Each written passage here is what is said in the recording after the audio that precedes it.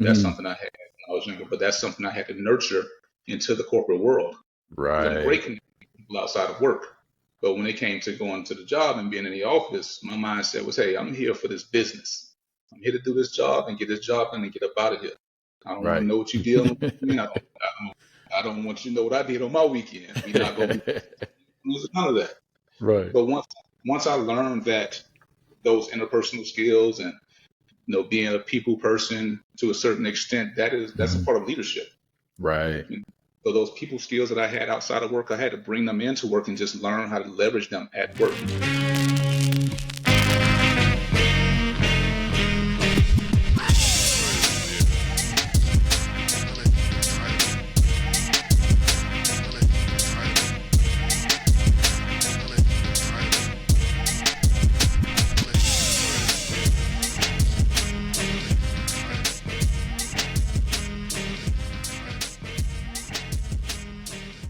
Welcome to another CTA podcast where we like to dream big. So let's dream big today. I am your host, Mark Thompson, your interview expert, back with another banger. And I have a special, very, very special guest, my brother, a very good friend of mine, a corporate savant, Mr. Damian Rogers. Say what's up to the people. What's happening, good people? What's up, brother Mark? How you doing, man? It's good to I'm catch up with you. doing great, man. Doing great. Glad to be here. Definitely happy and excited that you're here because we love to showcase to the audience what it is to be in the career field, to be in the entrepreneur space and any other endeavors. But we showcase that here on this podcast today. And I wanted to bring you on here as you have a very, very extensive resume. And I wanted to share that with the people. So when we get in, let's go ahead and get started, man. Just tell the people. Let's tell people who Damian Rogers is. What are you about, and how you come and show up to the corporate space? All right. Well, first and foremost, I'm a father, man. A father of four amazing kids, and Mm, every one of them, their personalities are completely different. So they all keep me on my toes. right, right. I'm a man. I'm a man in my community. I try to play my small part in supporting and empowering my community. I'm a mentor, and I'm a corporate professional now for quite a few years, man. Yeah. My path. I took my path here a little different than most, man. I wasn't a great fan of high school, so when it came time for college, I didn't want to go away to college, but I knew that I needed more education than I had already received. So after college, I just went and started. I mean, after high school, I just went into the work field, man, and trying Hmm. different jobs. But I went to community college at the same time, and I gained a great deal of knowledge through that path. But eventually, I continued on and when I got my bachelor's. Um, and then I found the job I wanted and started working in job shadowing, learning about all these different roles until I found project management. Then project management is kind of where I found my niche. Well, it aligned to my personality, so that's where I started and started growing from. Oh man, that is amazing, bro. Like I said, we talk about a lot of going through trials. We talk about going through tribulations. I mean, if we want to take a Bible, we can, but um, it is pretty much the extent of most of the folks that are coming on my show. They've gone through something to get to this space that they're in today, and you're showing the same thing. You had to go through these different storms. You had to navigate through these different storms in order Absolutely. to get to where you are today. You are a director of customer inclusion, correct? Correct. Program Correct. management, customer inclusion, program Program management. management. Man, and a lot of people don't even know what that is, right? But to get there, you had to figure it out as well, right? Yeah, absolutely, So, absolutely. you know, it, tell me about that because I think a lot of people, you know, going through a storm is different for everybody. So what did you do? What are the tips? What are the tools that you use to help you get through these storms to actually help you figure out who you are, to invest in yourself as well? Um, it takes a lot of self-reflection, and Mhm. I was actually telling one of my mentees this week, yesterday, as a matter of fact. It's not about what job you want to do. Like, oh, I think I like this. I want to do this. I challenge him, and I always challenge myself. Is like, what do you like about this work? Right. Like it's deeper than I want to be a project manager. Or it's deeper than I want to be a program manager. What about this work? What skills in this work align to what it is that you enjoy about it? Because once you kind of dig down deep and understand the deeper satisfaction that you get from something, it's going to open up Mm, a lot more doors for you, create a lot more opportunities. Because you can easily pigeonhole yourself into saying, "Hey, I just want to be a project manager. I want to be a project manager," and not understanding that it's a lot more of the skills that you have that you need to be hmm successful in that job that are also beneficial in other areas. And then once you start opening those doors and understanding those different aspects of it all, it allows you to kind of spread your wings a little bit more. Transferable you know skills. Yeah. Absolutely. Would you say you have any transferable skills that you had in your younger age that you have taken on with you today? Oh, absolutely. Definitely my attention to detail. That's one of Mm, the things I had when I was younger, and it continues me today. It just evolves. After a while, you start seeing things a little bit more. You start seeing bigger pictures of things, and also my ability to connect with people. That's mm, something I had when I was younger, but that's something I had to nurture into the corporate world because I'm right. great connecting with people outside of work. But when it came to going to the job and being in the office, my mindset was, "Hey, I'm here for this business. I'm here to do this job and get this job done and get up out of here. I don't want to Right. know what you did on the weekend. I don't want you to know what I did on my weekend. We're not gonna be none of that."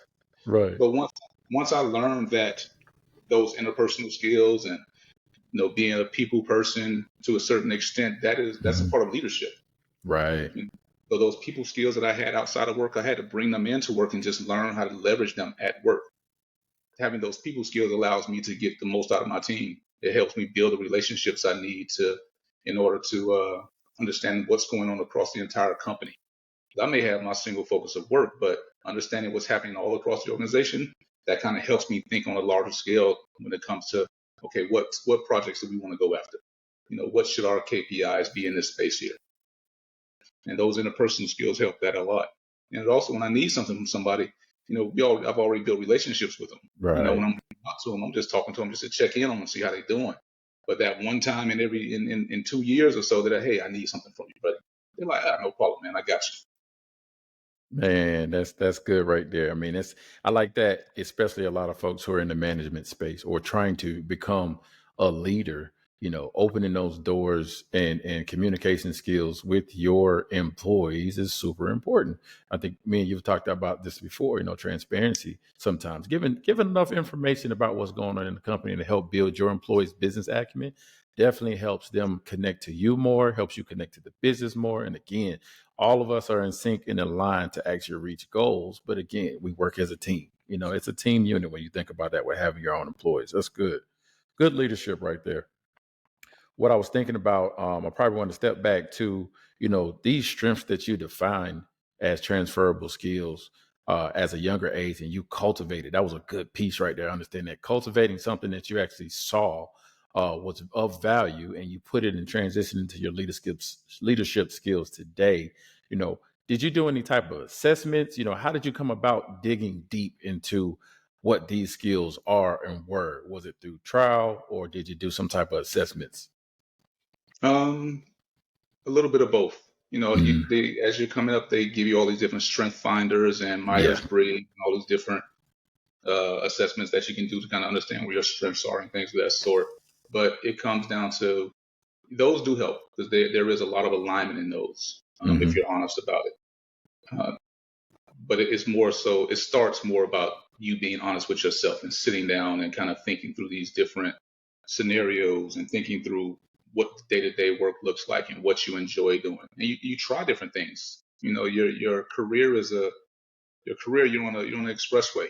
You know what I'm saying? And every time you get off, that's another Mm, job that you're doing for a while. You do that job and you get back on and you keep going. And when you get off and you start another job, you really assess what you're doing in that role, what you enjoy about that role, what you don't like about that role. right. I have a template. It's called my skill sheet. And on my skill hmm sheet, it has the things that I'm good at doing, the things that I want to improve at, the things I like doing, and the things I don't want to do. So as I'm going through all my different roles and I'm learning these new skills, I'll add that to that spreadsheet somewhere. Oh You know, wow. so I my skills on the stuff that I'm good at doing. You have the strategic management, you have the project management, you have communication, you have all these other things. And then the next one is the things I want to get better at. It goes into deeper data analysis or this and that and this and that. And I have that for all four of those columns. So when it comes to me looking for a job or a role, I'm not looking for a title or a position in a certain department. I'm looking for what opportunity I'm going to have to use these skills that I'm already good at, so I can bring that to that role quickly. And then if it allows me to gain the skills that I want to gain to continue to move forward in my career from my next column. Because if I don't have both of those, if it doesn't have the first one, I'm probably not going to be as successful as you need me to be and be able to grow with you and role. I want to steal that. I like that skill sheet. I think that's an incredible format to use as far as something and something that you probably use daily, weekly, quarterly to really evaluate yourself throughout that time frame. What I was going to go into as well is that you found a passion for project management, and it's helped you develop into this space. So with that skill sheet, is that also like your goal sheet, or is that separate? You have corporate goals, personal goals. Is this skill sheet helping you assist in those goals that you want to create? My goals are skills. So, being a broader strategic thinker, they align to my goals. I have a goal of running the department. I want to be the head of a department. I don't care what department it is, because I understand what skills are required to do that. What type of leadership qualities I need to have. So it's not the same thing, but my skill sheet definitely aligns to my goals, so that I have some consistency in where I'm going.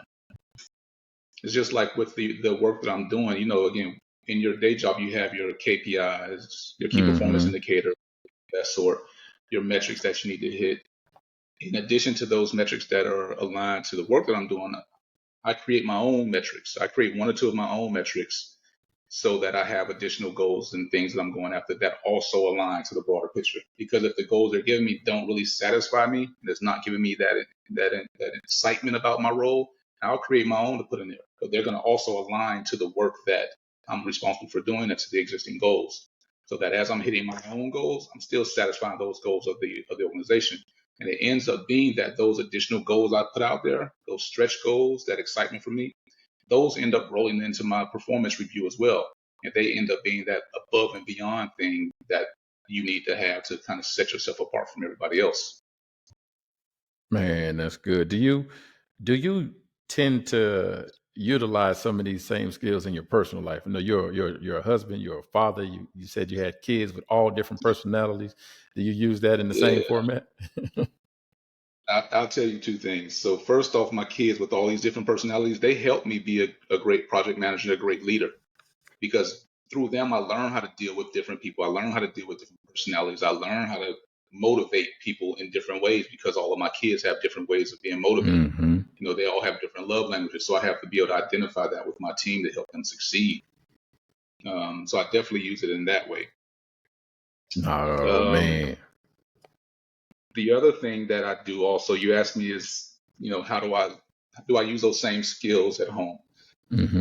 I go to therapy. I have a therapist. Just kind of keep me level set, somebody I can vent to, talk through, kind of get my ideas out, and I can bounce some stuff off of. And I love it. I'm a huge proponent of therapy now. Me too, I've been man. doing it for about 2 years or so.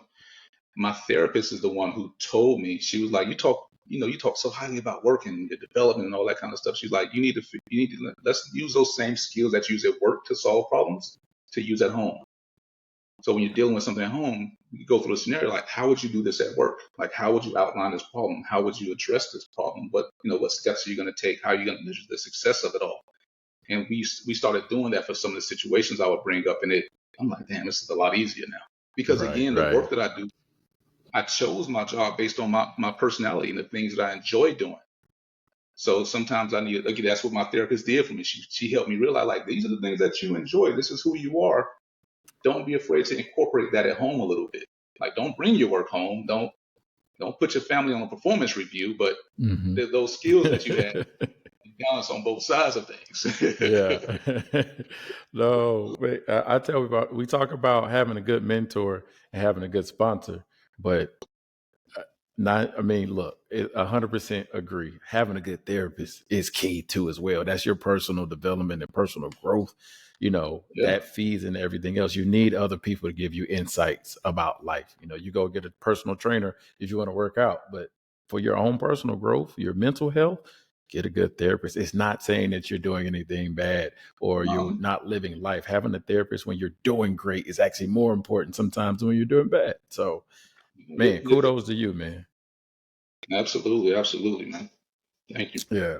I want to step back. So, you had a goal. You have a goal of being head of a department. And I think when we dream and think about what we want to do, there there's some exploration in that. You got to do some research. So, you know, I have a goal of being, a VP one day.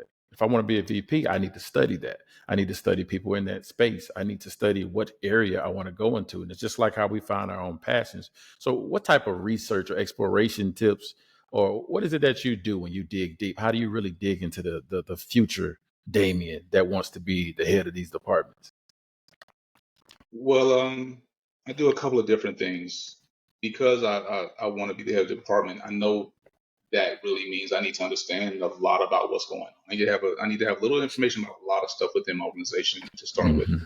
So every day we have our intranet site at work. It gives, provides all the updates about what's going on across the organization. So I take 5, 10 minutes every day just to kind of read those daily updates and news that's posted out there about what's happening internally. What are the new teams that are being developed? What are the new strategies we're going after? What are we doing now for our customers, et cetera. I Mm-hmm. may not align to that right now today, but that information comes back and helps me later on. It's happened time and time again. It's been beneficial for me understanding that stuff. When we have those enterprise-wide business updates where our CEO is talking or the head of this group is talking, the head of that group is talking, I go and I pay attention now. I take notes on all those meetings. Where Mm-hmm.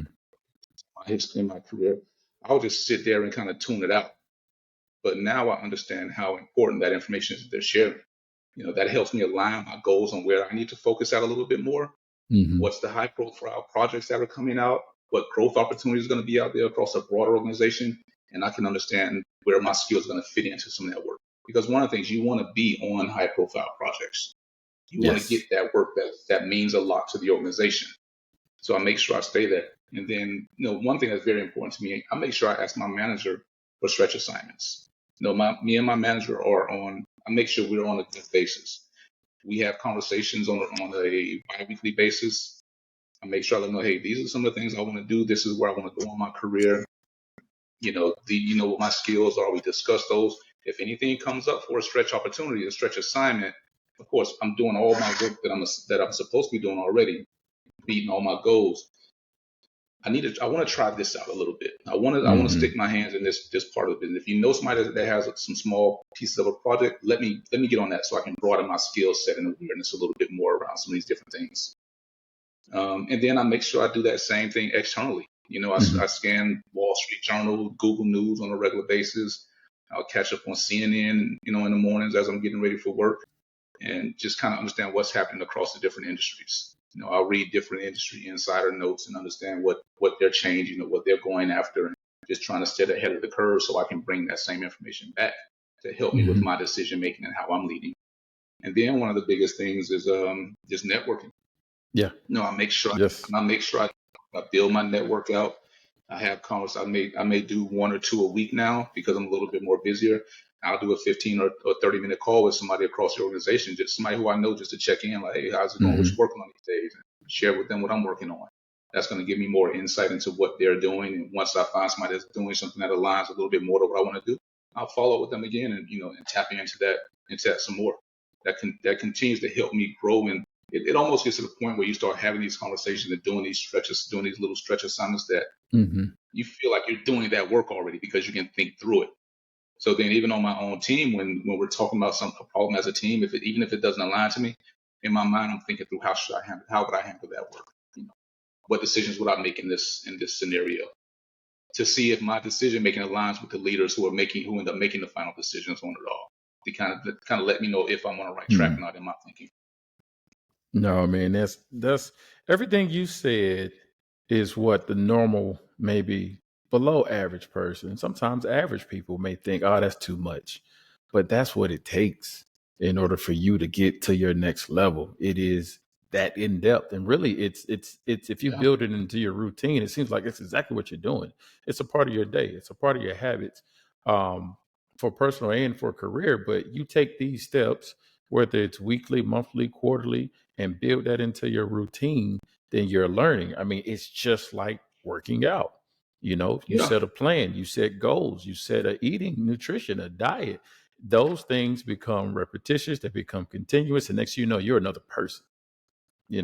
Now you're in new areas, now you're with new people, you're in new departments, and now you've become and evolved into something that you set out as a goal that is now just a part of your everyday. And I think that's the cycle of being a in your personal life, but also the cycle in the career space. You're going to keep Yeah. evolving. So that's awesome, man. This is good stuff, man.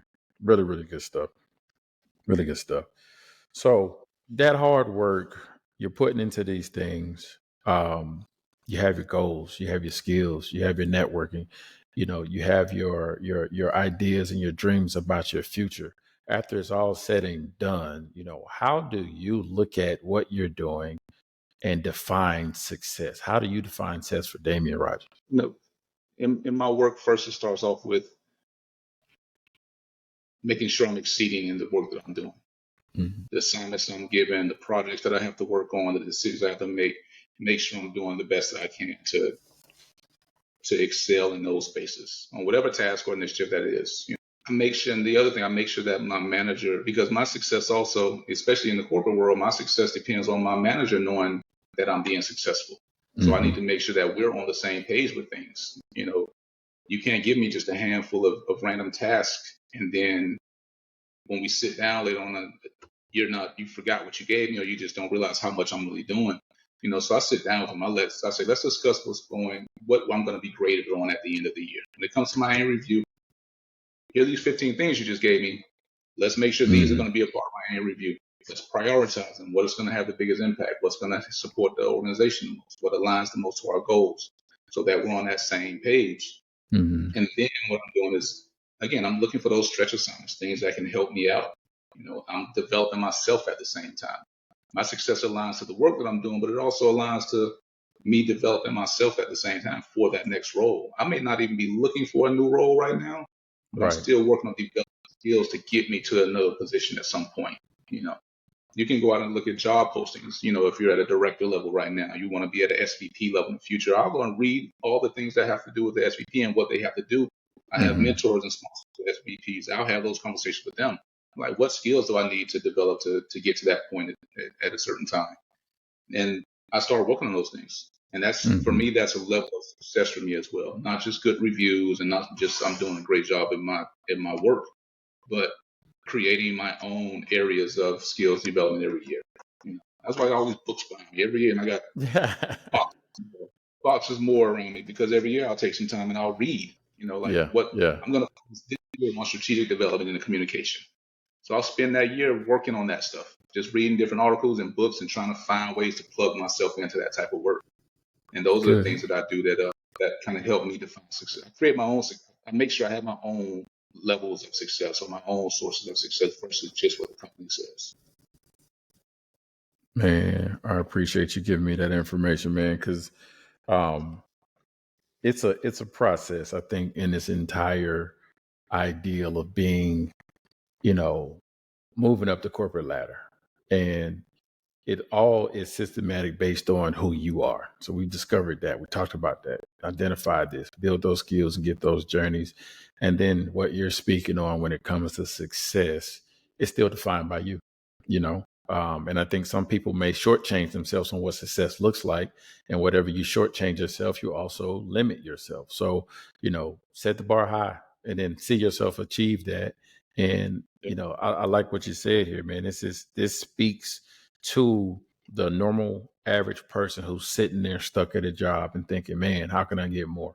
How do I achieve more? What do I need to do? And you have to basically not be afraid to put yourself out there because that's what work is about. This is what your career is about. You networking, you talking to your managers, you being open and saying, this is my goals and this is what I want.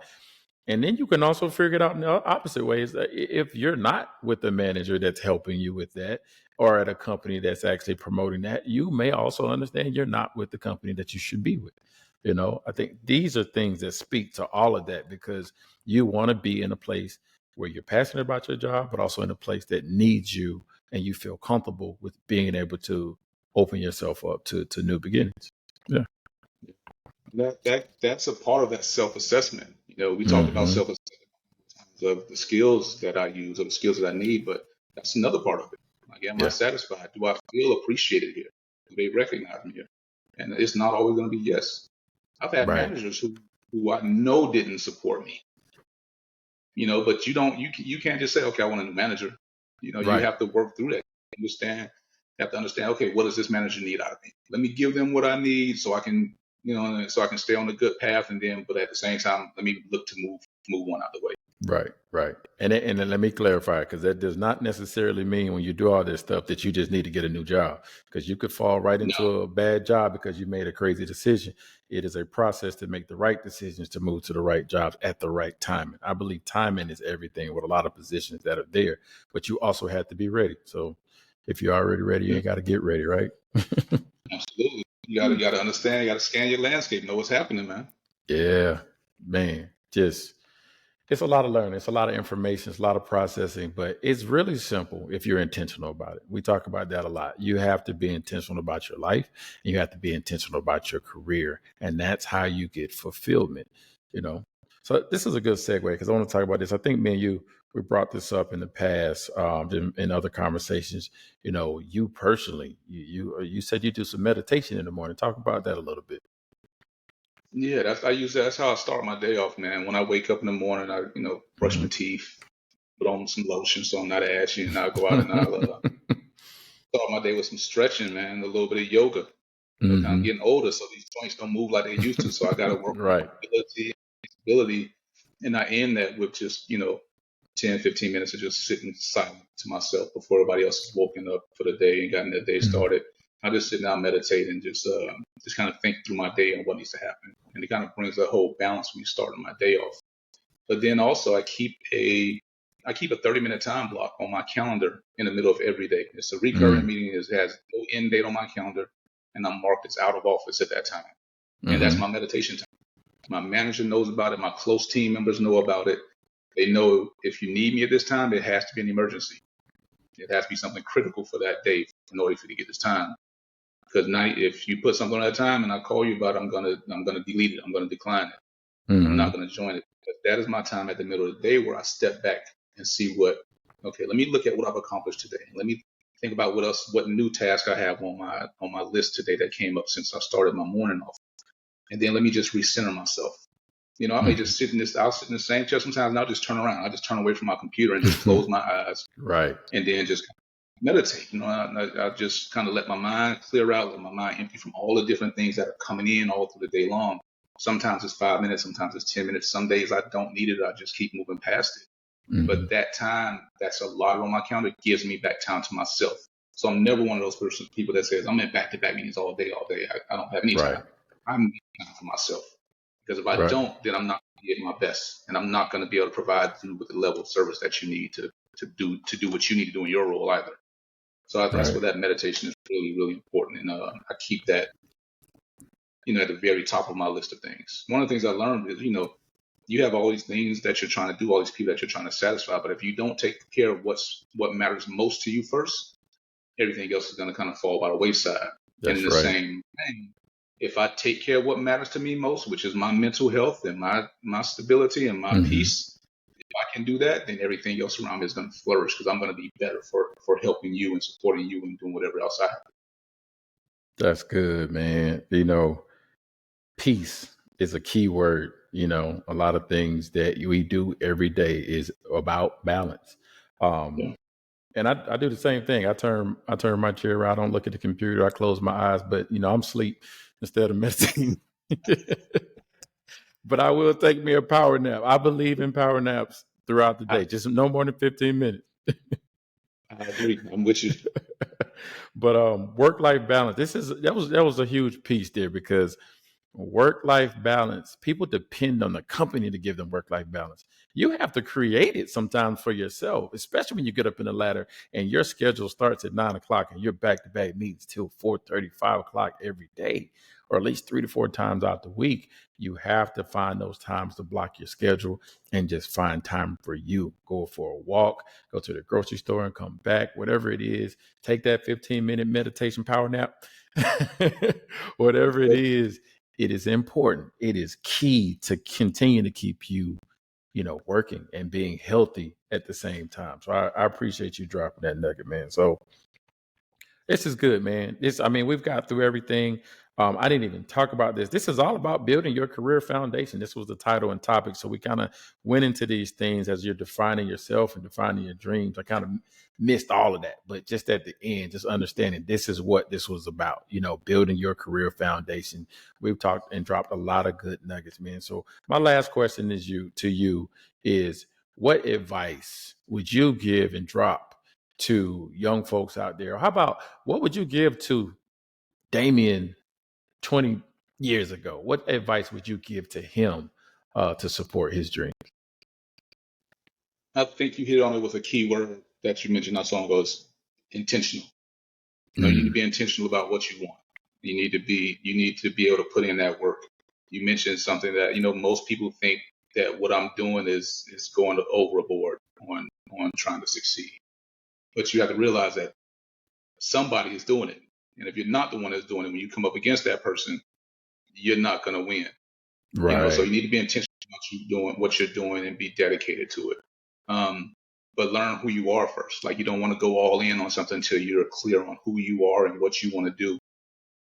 And then it'll all kind of line up. It won't feel like it's going above and beyond. It won't feel like it's overboard. It starts to come natural.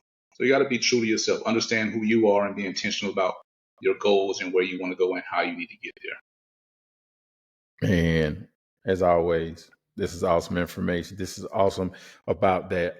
Your younger self would probably be smiling right now if he saw what you became. I say the same thing about myself, but that's some good nuggets, man. I'm glad we're able to drop it. I'm glad you're able to join the show. If people out here would like to contact you and pick your brain, man, how can they reach you?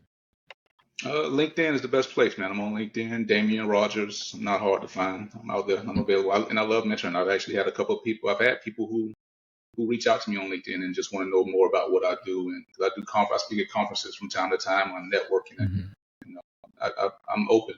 I love to help our people out. I love to help the youth and support them in coming up and reach their goals. Right. Look for the corporate Mr. Clean. Looks just like that picture right there. But man, no, I definitely appreciate you for coming on the show. Contact Damian, folks, if you want to learn more about that. And definitely, if you want to learn more from us, from Career Transformation Academy, we post stuff all the time. You're on TikTok. It's called The Blueprint by CTA.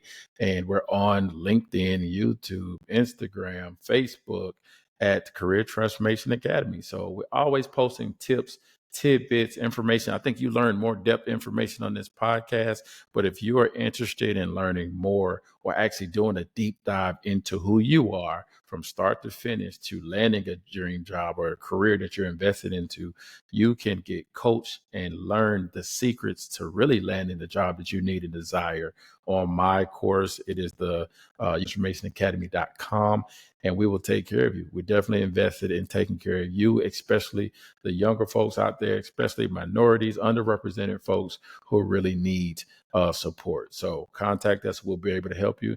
Again, Damian, thank you so much, my good brother, for joining. Man, this was an incredible podcast. And to the next podcast. So we're out, folks. Peace. Good one.